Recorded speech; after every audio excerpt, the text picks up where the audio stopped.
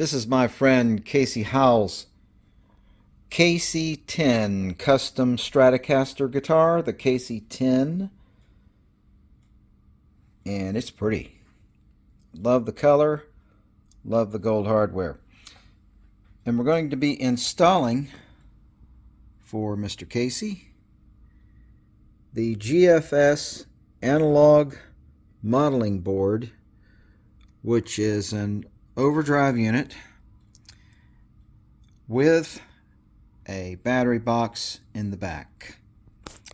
So with that battery box, we will not be using the battery terminals that come with this from GFS, because we'll be using the wires directly from the solid body guitar battery box from Stuart McDonald, and we're going to use an on-off mini toggle rather than a push-pull pot, so we will retain volume and tone. The tone will become universal, and back here we will have the stack knob unit for regulating the onboard effects.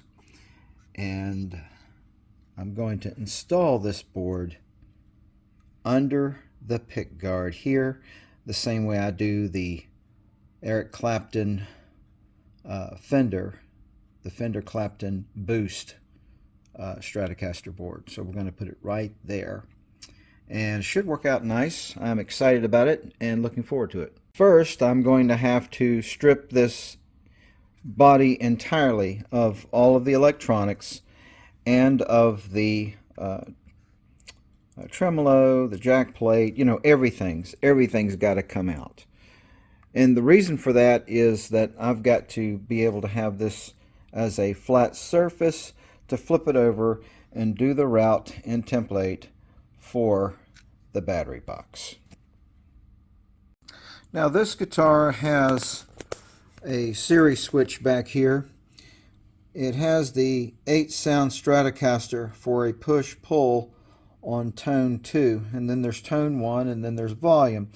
I'm going to leave this pot essentially wired this way, and I think I'll move it, however, to the tone 1 position and make it a universal tone, and then we will probably put the stack knob here. Although I may put it here, but I think right now I'm focusing on putting it as tone 2, the tone 2 control position. Now, as far as the presets for this, we're looking at what is referred to here as an SW1 and an SW2 switch. So I'm going to set this one for Vintage British. Vintage British. That's going to be my preset.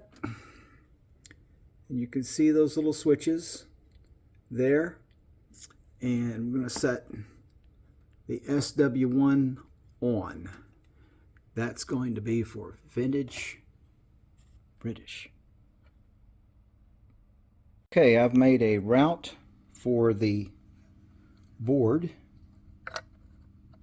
that's going in, and I've extended the wires from the board pot so that I could put it this far away. I didn't want to put it in here. Everything gets really crowded.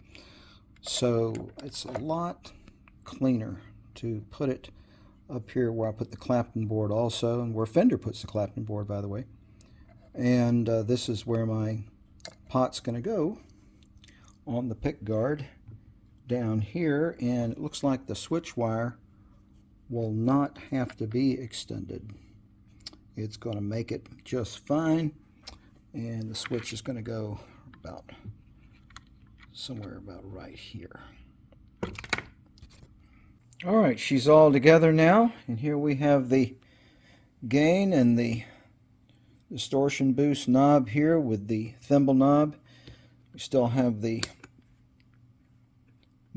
series switch, so we still have the 8-sound Strat, but now with a built-in overdrive or a built-in pedal.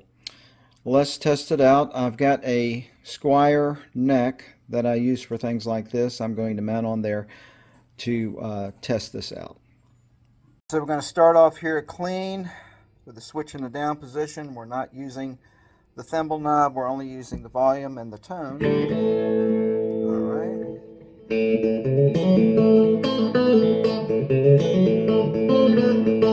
All right, now turn the switch on and go active without touching anything.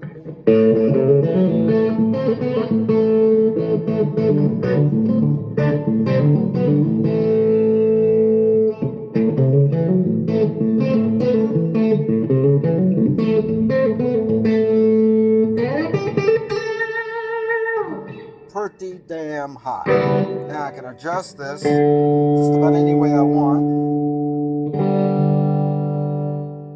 I put a square neck on here, by the way. Tried not to mess with any of these saddle settings as they were already set for the other neck by Casey. So I can have this down.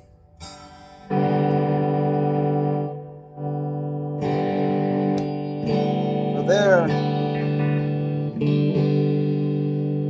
Let's say I want to go series switching. This guitar has. All right.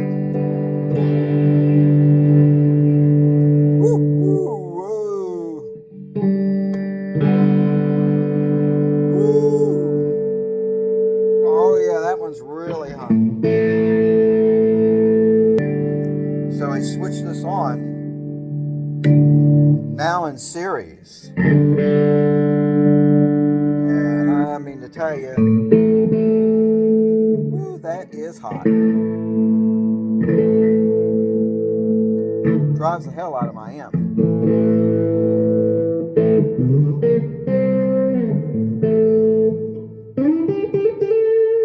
Nice and fat.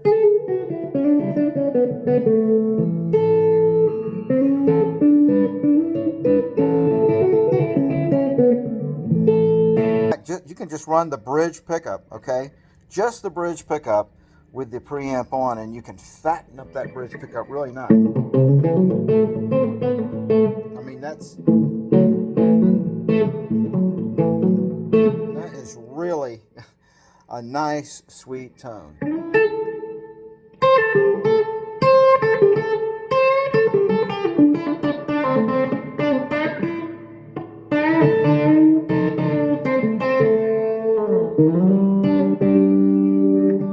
And I mean, man, just with the bridge pickup, it really fattens this thing up nicely.